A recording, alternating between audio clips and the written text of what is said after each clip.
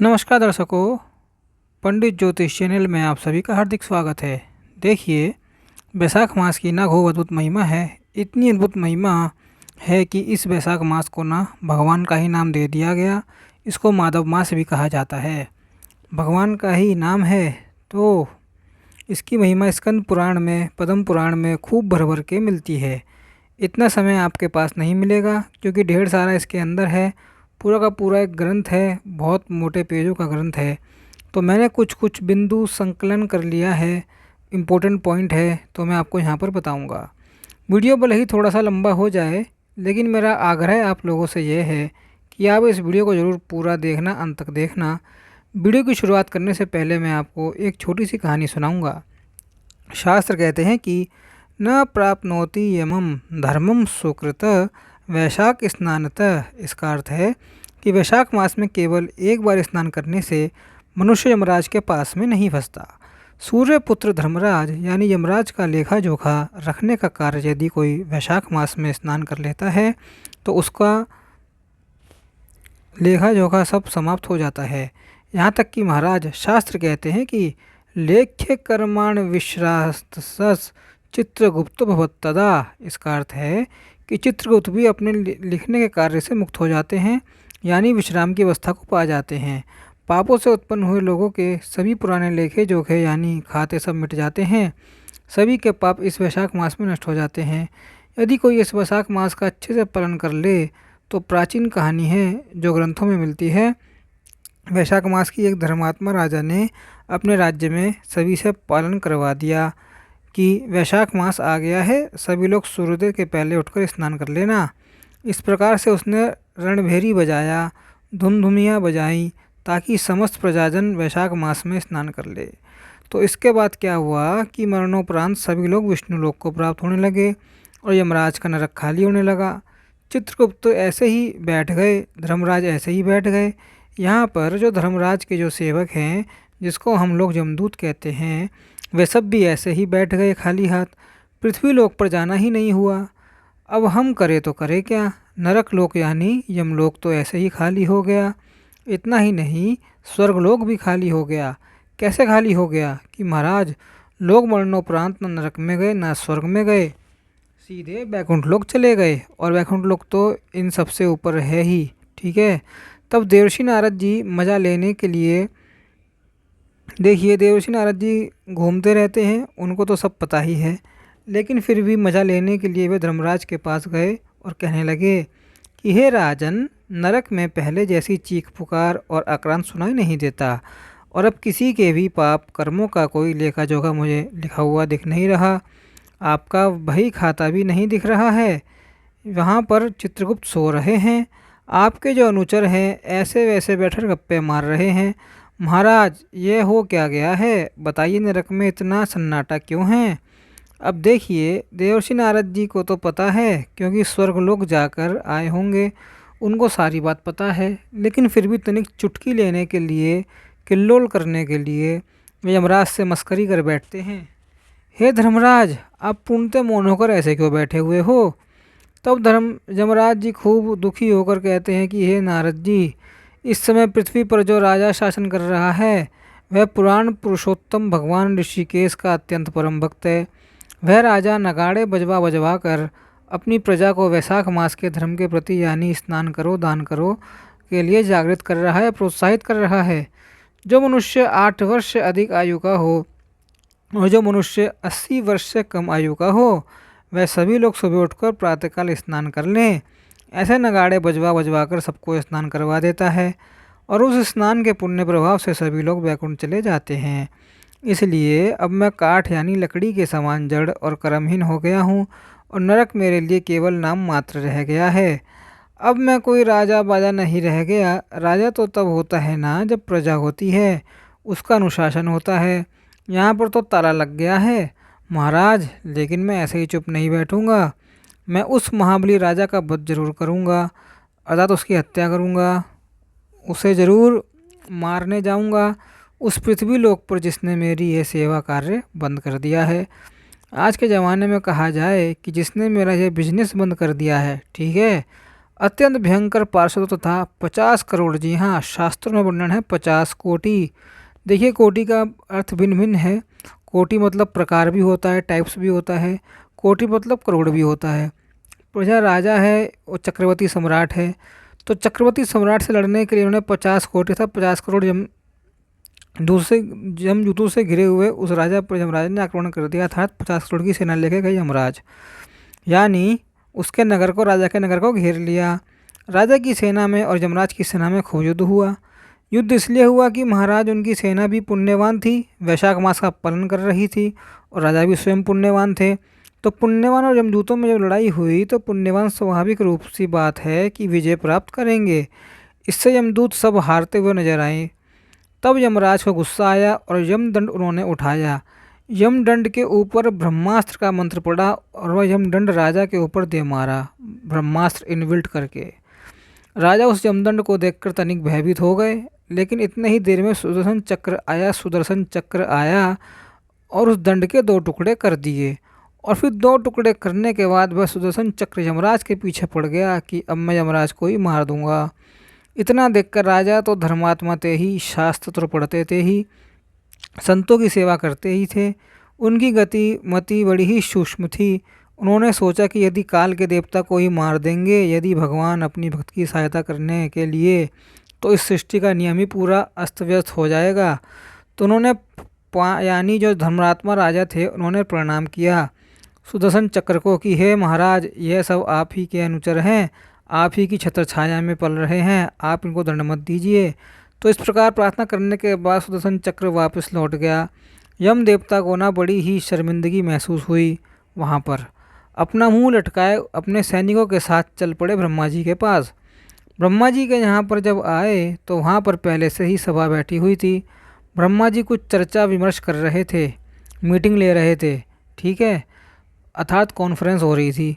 तो इतने में ही यमराज अपना सिर नीचे किए हुए, शास्त्र में वर्णन आता है कि ब्रह्मा जी कहते हैं, सूर्यपुत्र यमराज एक लज्जित नववधू की भांति प्रवेश करते हैं उस सभा में। नववधू यानी जैसे नई नवेली दुल्हन तनिक सकुचाते शर्माते हुए, सिर नीचा किए हुए जैसे सभा में प्रवेश करती है, सास ससुर और घर वालों के बीच में, पड़ोसियों के बीच में प्रवेश करती है मुंह दिखाई के लिए, ऐसे ही यमराज ने प्रवेश किया। वह लज्जावश पृथ्वी की ओर देख रहे थे और उनका मुख अत्यंत मलिन दिखाई दे रहा था। फिर तनिक क्षण खड़े होने के बाद यमराज अपने घुटनों पर गिर पड़े और ब्रह्मा जी से प्रार्थना करने लगे कि त्राही त्राही त्राही त्राही है पितामह, त्राही त्राही, मेरी रक्षा कीजिए। कहते हुए रोने लगे। उन्होंने कहा कि हे देवेश, मेरा घोर तिरस्कार हुआ है और मेरे कर्मों के सभी लेखे जोखे, यानी जो भी खाता है, मैंने भी जो हिसाब किताब लिख कर रखा था वह सब धोकर साफ कर दिए गए हैं। इस प्रकार का रुदन सुनकर ब्रह्मा जी कहते हैं कि हे सूर्यपुत्र यमराज, आप उस विष्णु भक्त राजा को दंड देने या शिक्षा देने में समर्थ नहीं हैं। भगवान वासुदेव के भक्तों का कहीं भी अशुभ नहीं होता। उन्हें जन्म मृत्यु बुढ़ापा और बीमारियों का भय नहीं रहता, यानी जन्म मृत्यु मेरे शरीर का होता है, मेरा नहीं होता। मैं अजर अमर आत्मा हूँ। बुढ़ापा इस शरीर की आती है, मृत्यु इस शरीर की होती है, बीमारियाँ शरीर में आती हैं, ऐसी मति गति वे विष्णु भक्त रखते हैं, भगवान के भक्त रखते हैं। आप उनको भयभीत नहीं कर सकते, क्योंकि गीता जी का ज्ञान उनके पास भी है, संतों का ज्ञान उनके पास है। तो इस प्रकार से ब्रह्मा जी और यमराज में खूब चर्चा हुई। ब्रह्मा जी कहते हैं कि महाराज, जो पालने वाले हैं, जो विष्णु भगवान हैं, उन्हीं की शरण में हम जाएं। उस भक्त को भी वे ही पाल रहे हैं, आपको भी वे ही पाल रहे हैं, और मुझ ब्रह्मा को भी वे ही पाल रहे हैं। तो चलिए हम क्यों ना चलें विष्णु जी के पास। तब विष्णु जी के पास गए हैं धर्मराज और ब्रह्मा जी। धर्मराज समझ रहे हैं ना किसको कहते हैं, यमराज को, और धर्मराज और यमराज एक ही नाम है, धर्मराज यमराज को ही कहते हैं, ठीक है, अब कंफ्यूज मत होइएगा। जब विष्णु जी के समक्ष यमराज ने अपनी व्यथा कह सुनाई, तब विष्णु जी कहते हैं कि लक्ष्मीं वापी पर प्रत्यक्ष प्राण दे हम, अथा पिपा श्रीवत्सम कौस्तुभम मालम वैजयंतीम, अथवा पिवा। इसका अर्थ है कि मैं लक्ष्मी का त्याग कर सकता हूँ, अपने प्राणों और इस देह को भी छोड़ सकता हूँ। कौन कह रहा है? विष्णु भगवान जी कह रहे हैं। मैं श्रीवत्स चिन्ह कौस्तुभ मणि और अपनी वैजयंती माला को भी छोड़ सकता हूँ। श्वेतदीप पंचवैकुंठम क्षीरसागरमवच शेषम च करुणम च व न भक्तम तक्त मुत्सये। इसका अर्थ है कि मैं श्वेत दीप को त्याग कर सकता हूँ, वैकुंठ का त्याग कर सकता हूँ, क्षीर सागर का भी परित्याग कर सकता हूँ, मैं शेषनाग और गरुण जी का भी त्याग कर सकता हूँ, लेकिन मैं अपने भक्त का कभी त्याग नहीं कर सकता। हे यमराज, तुम अनुचित प्रार्थना लेकर आए हो, मैं उसको कभी नहीं छोड़ सकता जिन्होंने सभी सांसारिक भोगों को त्याग कर मेरे लिए अपना जीवन तक समर्पित कर दिया है। जो महाभाग मुझ में रमण कर रहे हैं, मैं उनका त्याग भला कैसे कर सकता हूँ। यमराज भगवान ने तो अपनी बात कह दी। तब यमराज कहते हैं कि हे भगवान, केवल आप उन्हीं के थोड़ी हैं, हम भी तो आपके भक्त हैं, हमारा भी कल्याण करिए।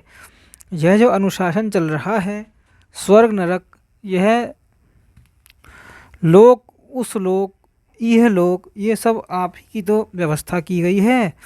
तो आप मुझ पर भी अनुग्रह करिए, मुझ पर भी कृपा करिए, क्योंकि ऐसे खाली बैठकर खाने में तो दोष लगता है। मेरे द्वारा तो कोई सेवा ही नहीं हो रही, मैं ऐसे खाली बैठकर खाऊंगा तो नरकगामी होऊंगा, अर्थात नरक जाऊंगा। बिल्कुल यह स्कंद पुराण की मैं आपको बात बता रहा हूँ। यह बिल्कुल धर्मराज कह रहे हैं वर्ड टू वर्ड विष्णु भगवान से, ठीक है। तब विष्णु भगवान कहते हैं कि तुम्हारे दुख को शांत करने के लिए मैं एक उपाय करता हूँ। देखिए, इस राजा का जब शरीर शांत होगा, जैसे प्राकृतिक शरीर शांत होता है, अर्थात मृत्यु होती है, प्राकृतिक शरीर छूट जाता है, उसके बाद जो अगला राजा आएगा ना, वह वैशाख मास के महात्म्य को नहीं जानेगा, और फिर उसके बाद लोग इस महात्म्य को भूलते चले जाएंगे। पृथ्वी पर कोई बिरला ही मेरे इस धर्म को जानेगा। इसलिए हे यमराज, तब तुम्हारा कार्य यानी यमलोक का लेखा जोखा फिर से चलने लगेगा। तुम शोक मत करो, बस कुछ साल और रुक जाओ। फिर आगे भगवान नारायण यमराज को वरदान देते हुए कहते हैं कि अपना भाग्य यानी हिस्सा प्राप्त करने वाला व्यक्ति कभी दुखी नहीं होता। पृथ्वी पर जो मनुष्य तुम्हें यानी यमराज को तुम्हें उद्देश्य करके प्रतिदिन वैशाख मास में स्नान, अर्घ्य, जल से भरा हुआ कुंभ और अंतिम दिन यानी पूर्णिमा का दिन दही चावल का दान नहीं करेंगे, उनका वैशाख मास में किया गया सारा पुण्य कर्म फल नष्ट हो जाएगा। बोलो श्री सत्यनारायण भगवान की जय। यानी जो भी आप लोग वैशाख मास में पुण्य कर्म करेंगे ना, यदि आपने यमराज को तर्पण नहीं दिया, यमराज को जल नहीं दिया, तो वह सब नष्ट हो जाएगा। आगे भगवान कह रहे हैं कि उनके वैशाख मास के महाधर्म यानी जो भी व्रत करेंगे, जो भी पूजन करेंगे, मैं तुम कोई विघ्न मत डालना। मतलब जो भी भक्त जिस प्रकार से पूजन पाठ कुछ भी करेंगे, उसमें यमराज जी आप विघ्न मत डालना, कुछ भी ना, उसमें कोई विघ्न मत डालना, आपको कोई विघ्न डालने की आवश्यकता नहीं है।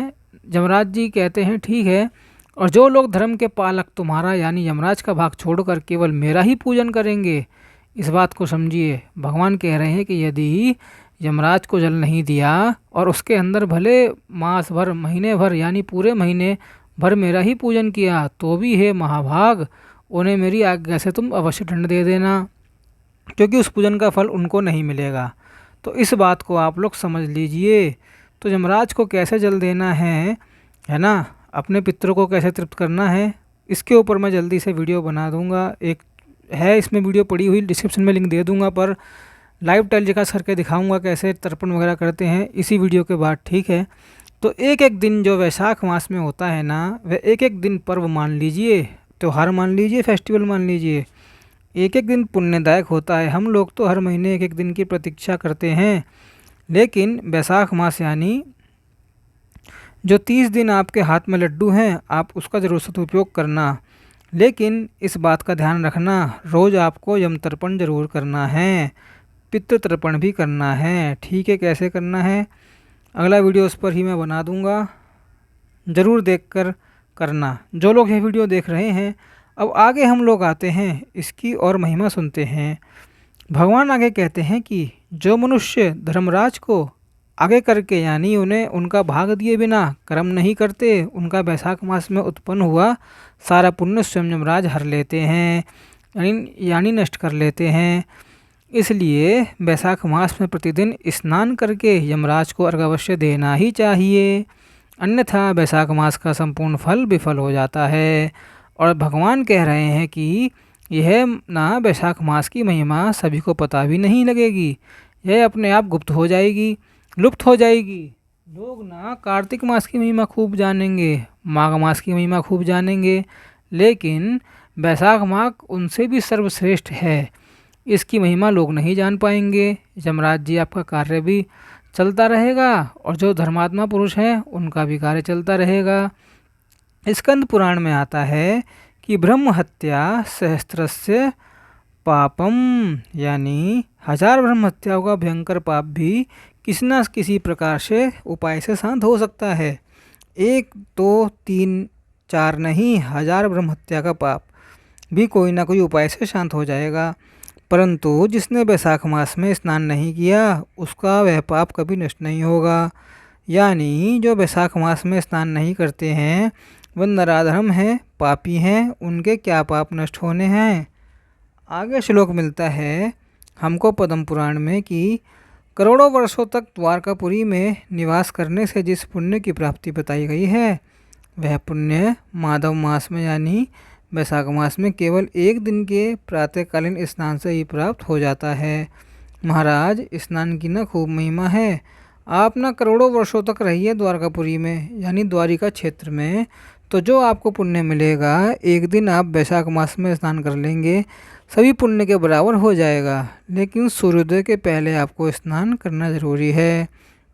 आगे शास्त्र कह रहे हैं कि क्षीरम रसादिक अदराधिकम दधी भूमि दधिकम घृतम यदुर्जी। इसका अर्थ होता है कि हे राजन, जिस प्रकार सभी रसों में दूध श्रेष्ठ है, दूध से श्रेष्ठ दही है, दही से भी श्रेष्ठ घी होता है, उसी प्रकार अन्य सब महीनों की तुलना में कार्तिक मास सर्वश्रेष्ठ है। ठीक है, ऊर्जावान है कार्तिक मास। लेकिन आगे शास्त्र कह रहे हैं कि कार्तिकादिको माध्यो माधोद्वैशाख उत्तमा। कार्तिक मास तो श्रेष्ठ है, लेकिन कार्तिक मास से भी श्रेष्ठ माघ मास है, और माघ मास से क्या श्रेष्ठ है, वैशाख मास सर्वोत्तम है। उस वैशाख मास में किया गया थोड़ा सा भी धर्म पुण्य कर्म वटवृक्ष के छोटे से बीज की तरह विशाल रूप से बढ़ते हैं। एक वट वृक्ष जो होता है बड़का पेड़, उसकी तरह पेड़ जो होता है उसका छोटा सा बीज आप ज़मीन में दबा दीजिए, देखिए कितना विशाल हो जाता है थोड़े ही दिनों में, है ना। ऐसे ही ये वैशाख मास में किया हुआ पुण्य एक वट वृक्ष के बीज के समान है, खूब फैलेगा, खूब फलीभूत होगा। तस्मिन् मासे कृतो धर्मो वर्धते वट बीजवत। आगे नारद जी क्या बता रहे हैं कि हे राजन, कलयुग में यह ज्ञान गुप्त हो जाएगा। जी हाँ, क्योंकि माधव मास का यह महात्म्य अश्वमेघ आदि बड़े यज्ञों के समान फल देने वाला है। अश्वमेधादिकम यस्मान महात्म माधवस्य यत्। इसका महात्म्य ऐसा है, अश्वमेघ यज्ञ सभी लोग नहीं कर सकते हैं। राम जी ने किया, कितना कष्ट झेलना पड़ा, पांडवों ने किया, देखिए कितना कष्ट झेलना पड़ा। केवल माधव मास में यानी वैशाख मास में आप लोग स्नान करिए, अश्वमेध यज्ञ का फल आपको मिल जाएगा। आगे शास्त्रों में वर्णन आता है कि न माधव समो मासो न माधवो समो विभोह। इसका अर्थ है कि माधव मास यानी वैशाख मास के समान कोई मास नहीं है, और पापों के समुद्र में डूबे हुए लोगों का उद्धार करने वाले माधव के समान कोई दूसरा प्रभु नहीं है, भगवान विष्णु जी के समान कोई दूसरा नहीं है।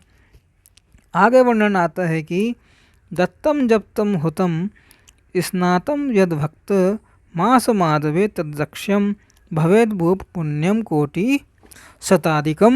इसका अर्थ है कि हे राजन, माधव मास में भक्ति पूर्वक जो भी दान जप हवन और स्नान किया जाता है उसका पुण्य अक्षय हो जाता है, इनफाइनाइट हो जाता है। वह 100 करोड़ गुना होकर अधिक फल देता है। 1 करोड़ 2 करोड़ 3 करोड़ नहीं, 100 करोड़ गुना होकर अधिक फल देता है, और वह पुण्य जो आपको मिलेगा वह अक्षय होगा, वह ख़त्म नहीं होगा, है ना। जैसे मैं आपको बता दूं, आपने एक छोटा सा ही कुछ दान दिया, इस माधव मास में पूरा 30 दिन का समय है आपके पास। इसके अंदर आपने कुछ भी सत्कर्म किया वह करोड़ों गुना हो जाता है, 100 करोड़ गुना से भी अधिक हो जाता है। और जो पुण्य आपको मिला ना, उसका कभी नाश नहीं होगा। जैसे कि आपके पास जो साधारण पुण्य होता है, आप स्वर्ग लोक में गए तो वह पुण्य खत्म होने के बाद स्वर्ग लोक से आपको भगा दिया जाता है। और भी ऐसे कई सारे पुण्य होते हैं जो ख़त्म होने लगते हैं, और ख़त्म होने के बाद फिर पाप आप पर हावी हो जाते हैं। लेकिन जो इस पुण्य को आप अर्जित करेंगे ना, यह पुण्य कभी भी नाश नहीं होगा। जी हाँ, अजर अमर पुण्य हो जाएगा। यह आपका अनेक जन्मों तक आपका साथ देने वाला पुण्य हो जाएगा। आगे वर्णन आता है कि यथा देवीषु विश्वात्मा देवो नारायणो हरि, यथा जपेषु गायत्री सरिताम जानवी तथा। जिस प्रकार देवों में विषात्मा भगवान नारायण श्रेष्ठ हैं, पापों में गायत्री मंत्र श्रेष्ठ है, जपों में गायत्री मंत्र श्रेष्ठ है, और नदियों में गंगा नदी श्रेष्ठ है।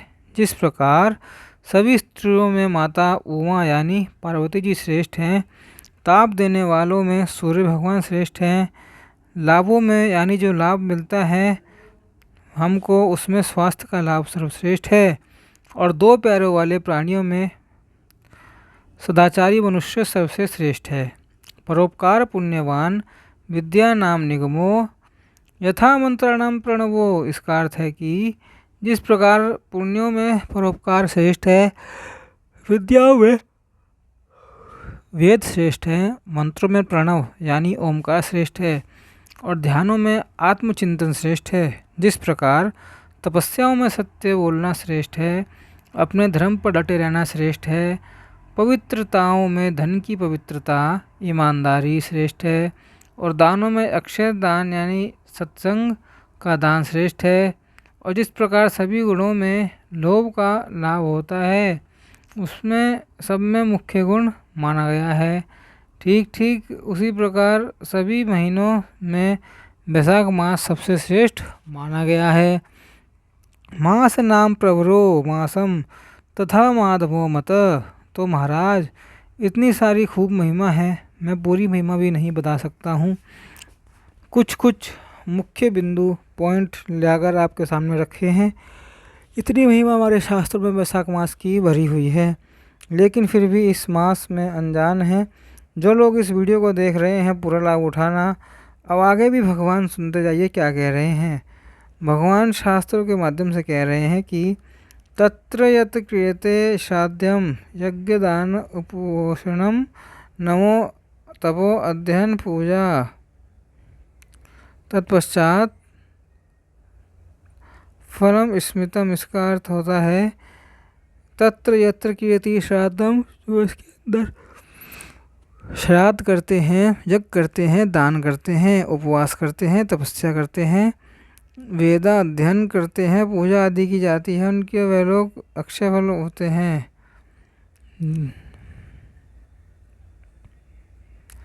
तो महाराज आप लोग जम तर्पण जब देंगे सुबह सुबह ना, पहले ही मैंने आपको सुना दिया कि बिना यमराज को जल दिए यह सब पुण्य आपको कुछ भी नहीं मिलने वाला, सब निष्फल हो जाएगा। तो सुबह सुबह स्नान के बाद यम तर्पण तो करेंगे ही, साथ में पितरों का तर्पण भी करेंगे। वीडियो में जल्दी ही बनाकर अपलोड कर दूंगा, ठीक है। कैसे करना है पिछले साल की वीडियो पड़ी आप देख लेना यूट्यूब पे। आपको दोनों तर्पण एक साथ कैसे करना है, तो वह करने से आपके अक्षय पुण्य की प्राप्ति कही गई है। इसके अंदर आप जो भी एक करेंगे, आप करेंगे दान पुण्य, सब अक्षय होने वाला है। कुल मिलाकर यह समझ लीजिए, और 100 करोड़ गुना भी अधिक फल देने वाला है। इतना समझ में आ गया होगा आपको। फिर आगे शास्त्र में वर्णन आता है कि परापकार पे शून्य प्रांताति सक्रानी च, यानी दूसरों का बुरा करने से मनुष्य के सारे अच्छे कर्म नष्ट हो जाते हैं। जैसे दूसरों का हम थोड़ा सा भी बुरा कर्म कर देते हैं तो सारा हमारा पुण्य कर्म नष्ट हो जाता है। ऐसे ही वैशाख मास में थोड़ा सा भी हम लोग सत्कर्म कर देंगे तो बड़े से बड़ा पाप भी नष्ट हो जाएगा। इसका राजा ने राजा ने प्रश्न पूछ लिया कि महाराज, केवल स्नान करने से इतना सारा हमारा पाप नष्ट हो जाता है, यह बात मुझे कुछ हजम नहीं हो रही।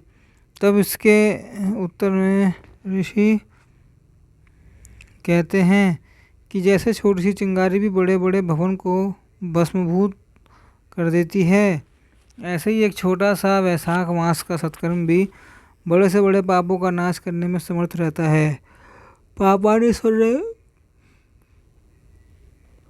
पापानि सूर्यतानि तमानसम च स्नान दानादिकम राज तत्पदार्थ गुणम भवेत। इस प्रकार सूर्य के उदय होने से अंधकार का अंत हो जाता है, उसी प्रकार वैशाख मास के आने से पापों का अंत हो जाता है। हे राजन, इस मास में किए गए स्नान, दान, फल, हवन आदि सब अनंत गुना पुण्य मिल जाता है। कोई बार हमारे शास्त्रों में अत्यंत गुणा का वर्णन मिलता है, अक्षय तृतीया का वर्णन होगा, ठीक है। इसी माधव मास की बात मैं बता रहा हूँ, अक्षय गुणा का वर्णन आता है, ठीक है। इसी कार्तिक मास में जो पुण्य मिलता है उसमें 1000 गुना अधिक पुण्य वह माघ मास में हमको मिलता है। माघ मास से 100 गुना अधिक पुण्य हमको वैशाख मास में मिलता है। तो सभी मासों में सबसे श्रेष्ठ है वैशाख मास आ जाता है, ठीक है। और वह मनुष्य धन है, पुण्य आत्मा है, जो वैशाख मास में प्रातःकाल स्नान करके विधि विधान से भगवान मधुसूदन का पूजन करते हैं। प्रातः स्नात्वा विधान पूजवंती मधु।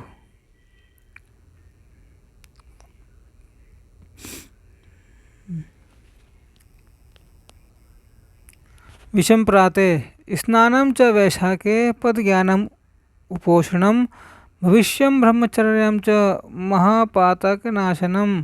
वैशाख मास की प्रातः स्नान, यज्ञ, दान, उपवास का सेवन और ब्रह्मचर्य का पालन बड़े से बड़े महापातकों का नाश करने वाला है। शास्त्र कह रहे हैं कि कलयुग में ना इस वैशाख मास का प्रचार बिल्कुल ही कम हो जाएगा, यानी लोग जानेंगे ही नहीं। अतस्तु चिरलास्तस्य प्रचारो प्रियेन निर्मितात्। इसका अर्थ है कि उन सभी मनुष्यों को नरक के सागर में जाना पड़ेगा।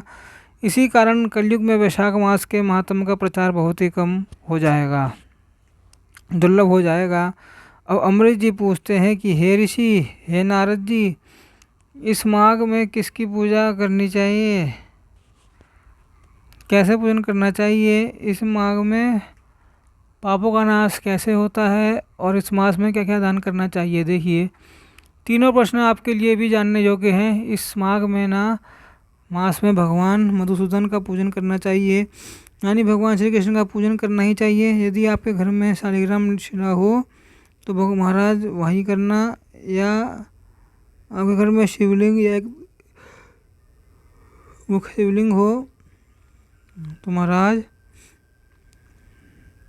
उस पर आप कर सकते हैं। शालिग्राम शिला प्रत्यक्ष भगवान नारायणम इते। बिल्कुल आप नारायण भगवान शंकर उनकी पूजा करना, ठीक है। आगे और भी मैं पूजन कर आपको विस्तृत वर्णन बताऊंगा। दूसरी बात आती है कि इसके अंदर दान क्या करना चाहिए। वर्णन है, इन दिनों में यदि आप कोई कंबल का दान करता है तो उसकी अकाल मृत्यु नहीं होती, अकाल मृत्यु टल जाती है।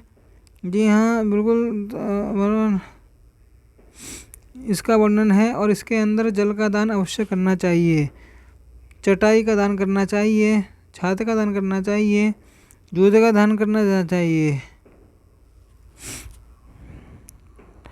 जो भी आप दान पुण्य करेंगे सब आपका अक्षय होने वाला है। मैंने जो एक नरक वाला वीडियो बनाया था जिसमें यमदूत कैसे खींच कर ले जाते हैं जीव को, यदि आप लोग इन महीनों में इन सब चीज़ों का दान करते हैं तो उस मार्ग पर आपको ग्रह कष्ट कभी नहीं झेलने पड़ेंगे।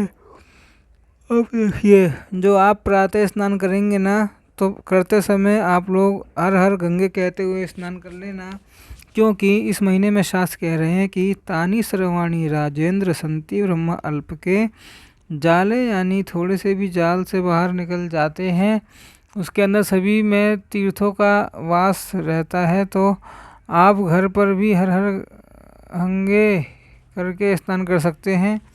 जो लोग सशक्त हों वे लोग जाकर अपना तीर्थ में स्नान का लाभ उठाएं। ठीक है, पूरे वैशाख मास में लेकिन सूर्योदय के पहले सूर्योदय से पहले स्नान कर लेते हैं। मैं कई हजार वर्षों तक स्वर्ग लोक में निवास करते हैं। इस महीने में पापों का नाश करते हैं। ठीक है, जो पापों के नाश के लिए पाप प्रशमन स्तोत्र बताया है देवर्षि नारद जी ने। जी हाँ, यह स्तोत्र मैं जल्दी रिकॉर्ड कर लूँगा और अपने वीडियो पे डाल दूँगा, आप देख लेना। ठीक है, उसके बाद सारे लोग वैशाख मास सुनना। यह खास करके वैशाख मास के लिए ही स्तोत्र बनाया गया है। ठीक है, छोटा सा स्तोत्र है और छोटा सा ही इसका अर्थ भी मैंने पढ़ दिया है ताकि आपको समझ में आ जाए स्तोत्र क्या कह रहे हैं। आप लोग रोज़ सुबह नियम सर उस स्तोत्र को सुनना पूरे एक महीने, और हो सके तो आगे भी आप लोग ज़रूरी रख सकते हैं कंटिन्यू।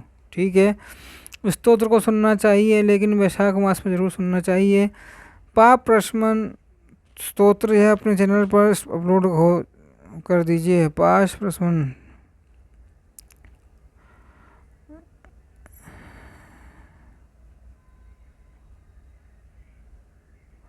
ठीक है, ये अपने चैनल पर अपलोड हो जाएगा। अब देखिए, पूजन के विषय में हम लोग बात कर लेते हैं कि पूजन हमको कैसे करना चाहिए। श्लोक मिलता है शास्त्र में कि वैशाखे पूजते देवो महाधवो मधुहात नानोपचारे राजेंद्र त प्राप्तम जन्म फलम। इसका अर्थ है कि जिन लोगों ने वैशाख मास में मधु नामक दैत्य को मारने वाले भगवान माधव की विधि विधान से उपचार से पूजा की है, उन्होंने तो अपने जन्म का वास्तविक फल पा लिया है। किम किम न दुर्लभम तर प्राप्त मासी माधवे स्नानेन परमेशस्य पूजनस्य तथा विधि। माधव मास में स्नान करने और परमेश्वर की विधि पूर्वक पूजा करने से संसार की कौन सी ऐसी दुर्लभ वस्तु है जो प्राप्त नहीं हो सकती। यथार्थ उसे सब कुछ प्राप्त हो सकता है, उसका यह लोक भी सुखी हो जाएगा और उसका परलोक भी सुखी हो जाएगा। साथ यहाँ तक कह रहे हैं कि उसका केना पूजान माधवी मधुसूदनम नारद यचि गुणात्मा शोकरिग्म योनि माँ पश्चात। यानी जो गुण आत्मा, जो बुद्धि से भ्रष्ट लोग हैं, जो इस मास में भगवान केशव का पूजन नहीं करते हैं, जो भगवान माधव का पूजन नहीं करते हैं, तो उनका नाम मृत्यु के बाद सुअर की योनि में जन्म होता है। तो बात तो हो रही थी महाराज पूजन की, तो देखिए यदि आपके घर में शालिग्राम शिला हो तो उसका आप ज़रूर पूजन करना, पुरुषोत्त के श्लोक के माध्यम से पूजन करना। ठीक है, ये वीडियो मैं आपको बनाकर दूंगा। देखिए, दो वीडियो अभी आएंगे अपने, एक तो तर्पण वाला और एक पूजन वाला। मुझे याद दिला देना यदि ये वीडियो नहीं मिलते हैं तो। ठीक है, तो आप ना पुरुष सूक्त के माध्यम से भगवान का पूजन करना, एक एक श्लोक पढ़ते जाना, अथवा तो मैं पढ़कर ऑडियो में बनाता दूंगा। केवल आप वीडियो चला लेना और आप वैसे के वैसे पूजन कर लेना। ठीक है, तो आपके अंदर षोडशोपचार से पूजन करना है कि किस विधि से पूजन करना है। भगवान कहते हैं कि जिस विधि से भी आपको आता हो तो पूजन उस विधि से आप लोग कर सकते हैं। लेकिन वेदों के श्लोक के अनुसार यदि हम लोग पूजन करते हैं भगवान का, तो आहा कहना ही क्या, पुरुष सूक्त अपने आप में एक बहुत बड़ी चीज़ है। पुरुष सूक्त से तो हम भगवान शिव का भी पूजन कर सकते हैं, भगवान विष्णु जी का भी पूजन कर सकते हैं। तो उसी मंत्रों के माध्यम से हम लोग ये वीडियो बना देंगे और उसके बाद आप लोग सुनते सुनते पूजन कर लेना। जब मनुष्य वैशाख मास में तुलसी के पत्ते से भगवान मधुसूदन की पूजा करता है, वह करोड़ों जन्मों तक सार्वभौम भौम राजा बनकर सभी सुख भोगों को प्राप्त करके करोड़ों योनि यानी पीढ़ियों के साथ भगवान विष्णु का संयुक्त यानी मोक्ष प्राप्त कर लेता है। सर्वभौम कोटि जन्मा सर्वभोगोपमान प्रशाम कोटि कुतलेर युक्तो विष्णु साजुयस्य मयनतात। लड्डू गोपाल ही आपके पास हो तो लड्डू गोपाल के ऊपर आप लोग पूजन कर लेना। लेकिन शालिग्राम सबसे सर्वोत्तम माने गए हैं। विष्णु भगवान के स्वरूप माने गए हैं। ठीक है, फोटो पर पूजा करना चाहे तो उस पर भी घी रख दे सकते हैं आप लोग, कुछ नहीं तो कुछ तो करना अच्छा माना गया है। ठीक है, बस अभी यह वीडियो इतना ही रखते हैं। अभी बहुत सारी महिमा मैंने तो बताया ही नहीं आपको, जितना मैंने अध्ययन किया कुछ नहीं बताया, बहुत सारी चीज़ें निकल कर आई। बस इस वीडियो को हम लोग यहाँ पर रोकते हैं, क्योंकि ना आप लोगों को जितनी मैंने महिमा बताई है उतने से आप लोगों का काम चल जाएगा। ठीक है, बाकी विस्तार करने का कोई अर्थ नहीं बनता। इन्हीं बातों का पालन करते हुए मिलते हैं अगले वीडियो में। जब तक के लिए ओम नमो नारायणाय, ओम नमो भगवते वासुदेवाय।